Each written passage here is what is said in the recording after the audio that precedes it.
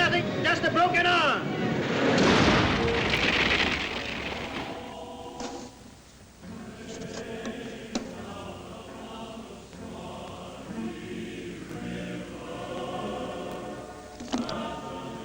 I think Danny Kaye really was a Walter Mitty. I think that all of those characters that he played were he and more. Scalpel. Sock stretcher. Sprinkling can. Cheese grater. Floor wax. Needle and number 2 threads. And he really was a sort of Dr. Marquet. He was a man of many, many parts and enormous interest. There you are, gentlemen. I am luckier than most because I have been able, in my real life, to work out most of the fantasies that people have who become Walter Mitty. There's Walter Mitty or Wilma Mitty in every lady and every gentleman here. Everybody has their own fantasies, everybody has their own daydreams. Market at the market at the market at the market at the market at the market at the market at the market at Himmels Willen, it's Walter Mitty.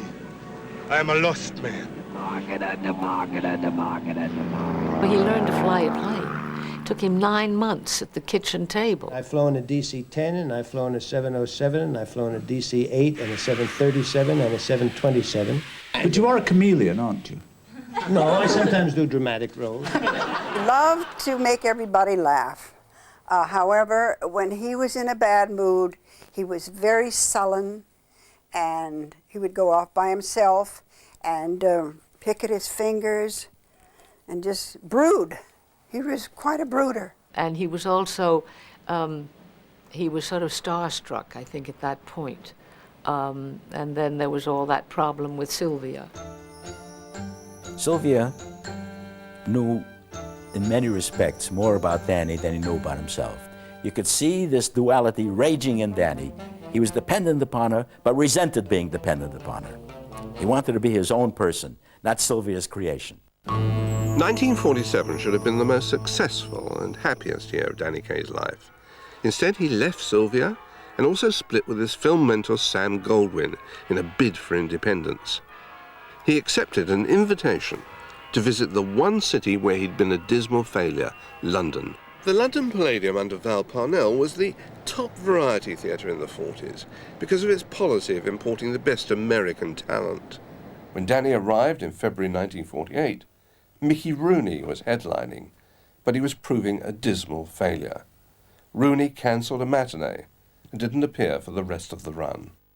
That was the point that the posters went up advertising Danny Kaye at the London Palladium. The box office was a disaster. Val Parnell started giving tickets away because he wondered what Danny would say if he saw empty seats in the house. Well, if Parnell was worried, Danny was petrified. In fact, he had to be pushed onto this stage here at the Palladium by Ted Ray. And then something quite remarkable happened.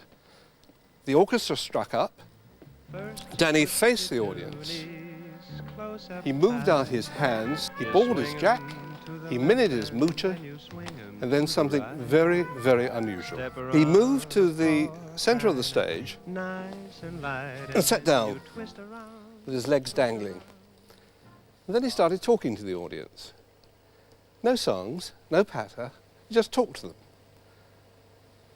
The place was in absolute uproar. Don't think that had ever happened before, neither had this. To quieten them down, he put a finger to his lips and said, "Shh." Oh, 'tis a story about me, neither moocher. She was the low-down hoochie coocher. She was the roughest and the toughest frail, but Minnie had a heart as big as a whale. Hi-de, hi-de, hi. And it was a kind of fantastic success.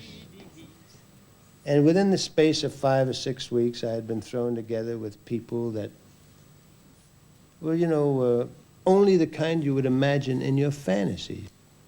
Famous people in all walks of life. Two very famous people, George Bernard Shaw and Danny Kaye, met recently at a tea party given by one of Mr. Shaw's neighbours in Hertfordshire. And when Mr. Shaw, now nearly 93, offered to show how film characters should make their entrances, he took these silent pictures.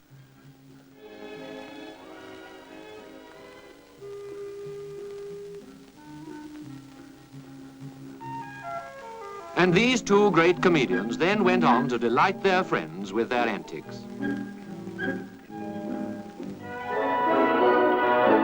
Danny Kaye fans were in full force at Madame Tussauds for the special ceremony there. There was a surprise in store for Danny, who kept trying to see his effigy behind the curtains. Oh, open sesame. Isn't that? First you put your toonie, swinging. I will in a minute, honey. Gina, is there anyone finer in the state of Carolina? If there is and you know her. You take a man like my father, you take a woman like my mother, who has also been called brilliant. You put the two together in a working relationship, in a marriage, and those talents are highly combustible. A band, a giant reception committee, a small army of photographers, and thousands of worshipping admirers give Danny and wife Sylvia the welcome of a conqueror. Danny, I want you to tell me how you feel about the Royal Command performance. I have never been so thrilled in my entire life. I never wanted to do anything so badly. I'm extremely happy to be here, and I hope everything goes off well. Just to be with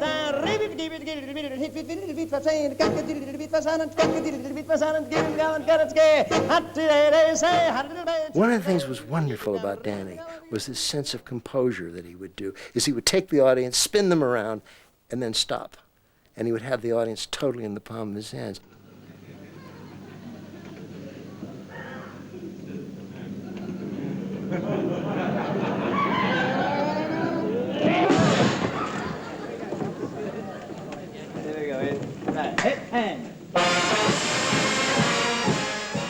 The thing that Danny Kaye had was a kind of antic intelligence and the ability to be real and then to just sort of lose it. I mean, he was so out of control and yet totally in control.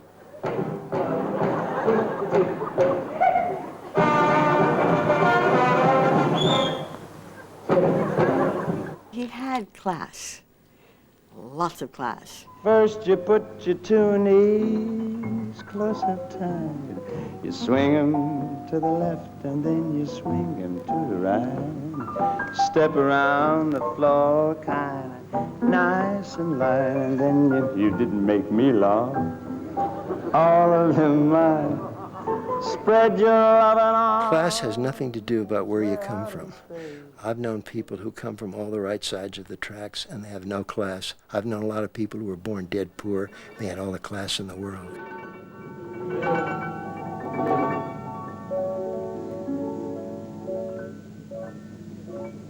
I don't think that I really realized how famous he was until basically I was an adult.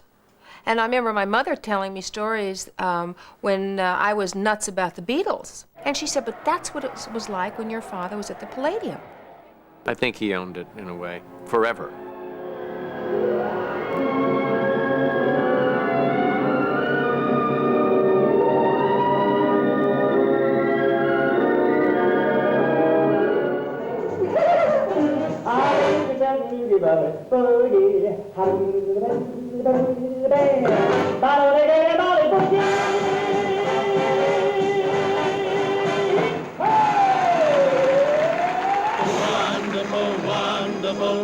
Hans Christian Andersen had been a long-time dream of my father's.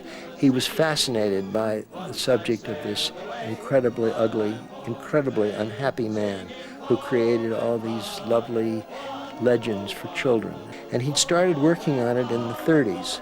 I remember his first choice, he tried to get Chaplin to do the part. And then somebody suggested Danny. I'm Hans Christian Andersen, and this is an April day. The Danes were appalled that a Jewish comedian from Brooklyn was going to play their national hero. Look, I limp on a lumpy shoe, so I turn into a flying fish or a millionaire with a rocking chair and a dumpling in my stew.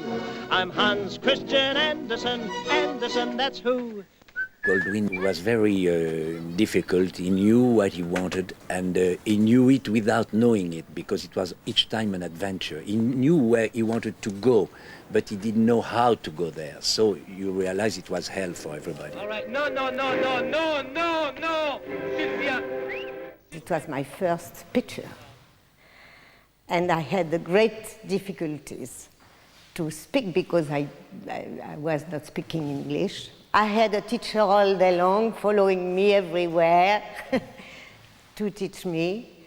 My head was like that, was terrible, but Danny was helping a lot. It is possible, isn't it? Could you do it? Yes. Yes, I can do it.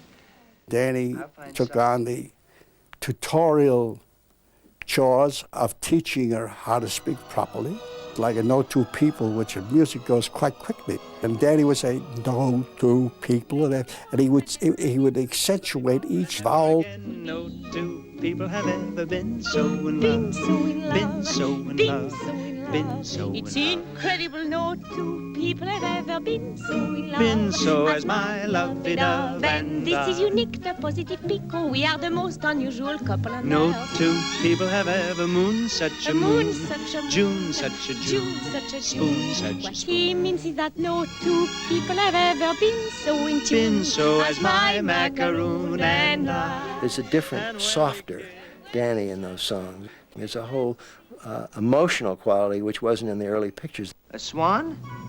Me a swan? Go on. He said, yes, you're a swan. Take a look at yourself in the lake and you'll see. And he looked and he saw and he said, I am a swan. Whee! I'm not such an ugly duckling, no feathers all stubby and brown. For in fact these birds in so many words said, the best in town. The best, the best, the best in town. Not a quack, not a quack, not a waddle or a quack, but a glide and a whistle and a snowy wide back. And a head so noble and high. Say, who's an ugly duckling? Not I. To me, he was very introvert, and he was doing the clown, he was doing things. He was rehearsing what he was getting in shape for what he was going to perform, and then suddenly, whoop, just finished, and he was not with you. I mean, he was away. He was strange.